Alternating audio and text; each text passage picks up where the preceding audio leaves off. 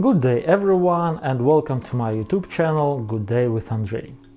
In the last couple of years I really struggled with focusing on my work and staying productive because of things like COVID, bushfires, floods in Australia, the political situation in the world, and now with the war in Ukraine it became even more challenging for me and I think for other people as well. But despite world events we need to keep working and we want to do it productively. So I decided to shoot a video about one of my favorite productivity tools. It's been quite efficient for me and I hope it will help you as well. Please let me know if it was helpful and you want me to share more tips like this. The tool I want to talk about today is called Pomodoro Technique. It is a simple but powerful time management tool that is exceptionally efficient for large complex projects and tasks of any size basically. You will be able to navigate through them with laser focus and light speed. It is so universal that I am using it right now while working on this video. Let me explain you why it is so efficient and share some practical tips on using it. The Pomodoro Technique was named after the tomato-shaped kitchen timer, and its idea is pretty simple. It suggests that you organize your work in so-called pomodoros. One pomodoro, an Italian word for tomato, is a 30 minutes block of time. It starts with 25 minutes of uninterrupted focused work and finishes with 5 minutes of rest. You can combine several sequential pomodoros to create a large chunk of productivity time for yourself. For example, 4 pomodoros can be joined together to give you 2 hours of focused, uninterrupted work. Then you can use this time block to work on a specific project of your choice. But why would you want large uninterrupted blocks of time in the first place? Isn't it more productive to multitask and do many things in parallel? Well, I'm not a neuroscientist to explain all the details, but in simple terms there are 2 main reasons. Reason number 1. Suppose you're working on a complex task like writing software or studying for a math test, and in that case your brain needs at least 20 minutes to load all the information into the working memory, and only after that you can start working efficiently.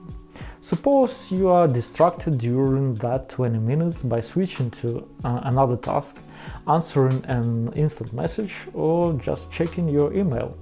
In that case, this distraction will reset your working memory and you will need another 20 minutes just to get back on track with your task. If you never give yourself 20 minutes of uninterrupted time, you will produce shallow, low-quality results, the job will take much longer to complete, and you are more likely to procrastinate on the task instead of finishing it. Doesn't it maybe sound familiar? I hope not. Reason number 2, most intellectual tasks actually require us to memorize new information.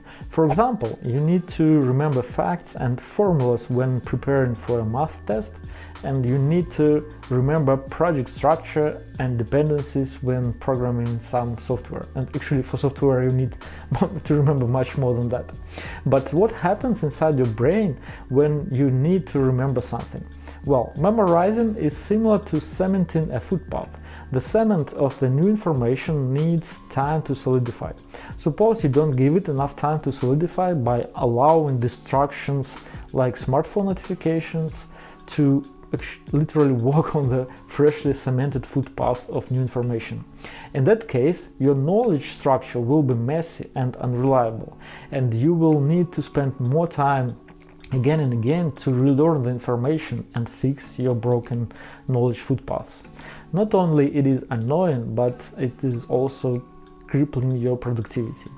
Both arguments might sound a bit theoretical to you, but I can totally confirm from my own experience. I've seen unbelievable boost in productivity when using the focused work approach compared to the multitasking approach. And we are talking here about the increase in efficiency like 10 times plus. Okay, I hope we're clear by now why we need uninterrupted blocks of time. But why do we need these 5 minutes breaks in between?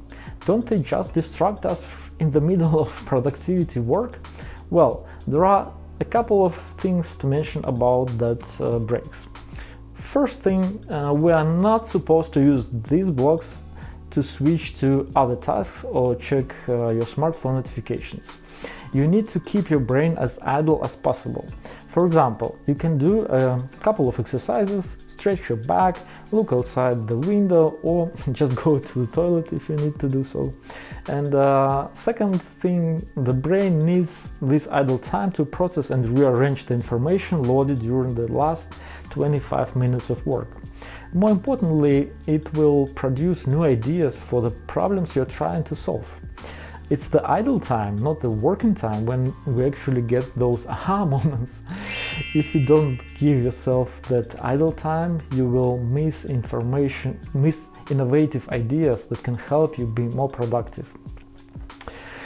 Okay, we're now done with the why part, and now let's get down to how. First of all, you will need to get yourself a timer. It can be a physical timer like original kitchen Pomodoro timer or a software timer.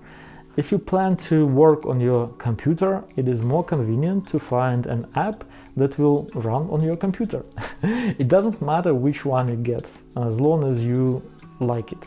The only recommendation I have for you is that it should be simple. The simpler the timer, the higher the chance you will use it.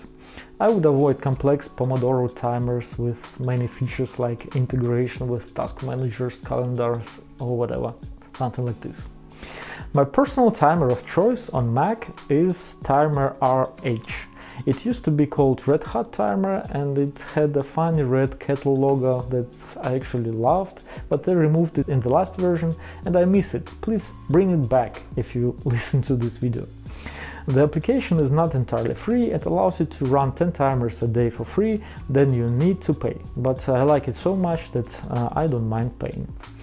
There are a couple of reasons why I prefer this timer to others, and to be honest, all of them are pretty subjective, but you may like these features too. Firstly, it allows me to set timers by typing on the keyboard. For example, I can type 25M to start a 25 minutes timer, or I can ask for a more complex scenario like 4 intervals of 25 minutes work and 5 minutes rest each. That will give you a 2 hours block of time. I can save predefined timers, assign keyboard shortcuts to call them, or even start timers using the Spotlight feature on Mac. Secondly, I like the user interface.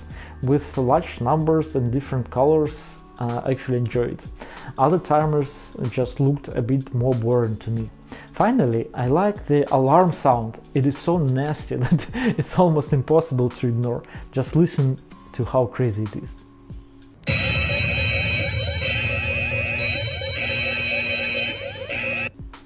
But as I said, it doesn't matter which timer you use, just pick the one you like.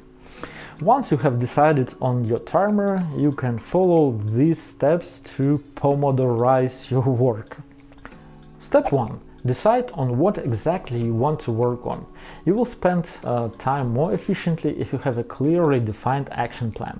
But it's also okay if you don't have it. Just choose a general area to focus on.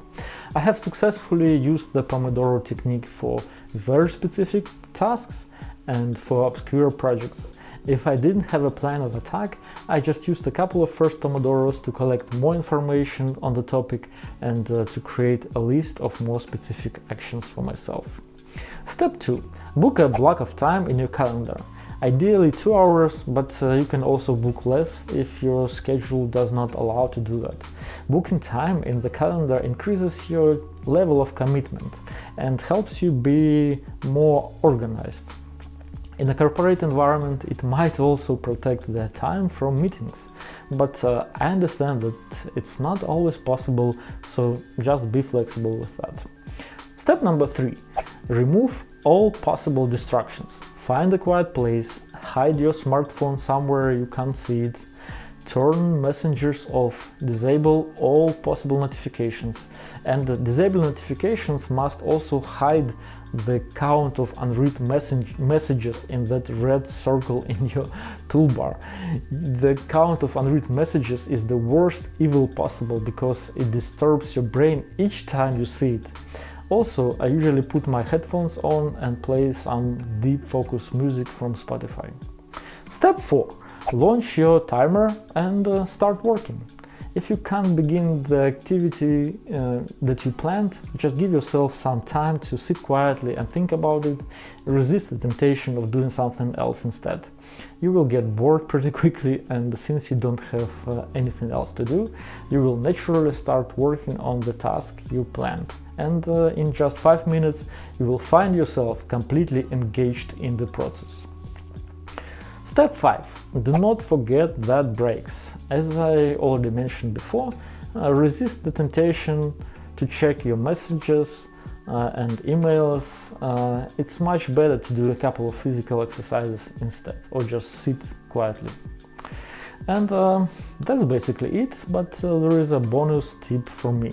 If you have a task that you have been procrastinating for a long time, just try giving it 1 or 2 Pomodoros and see what happens. Most likely you won't be able to stop doing it after that.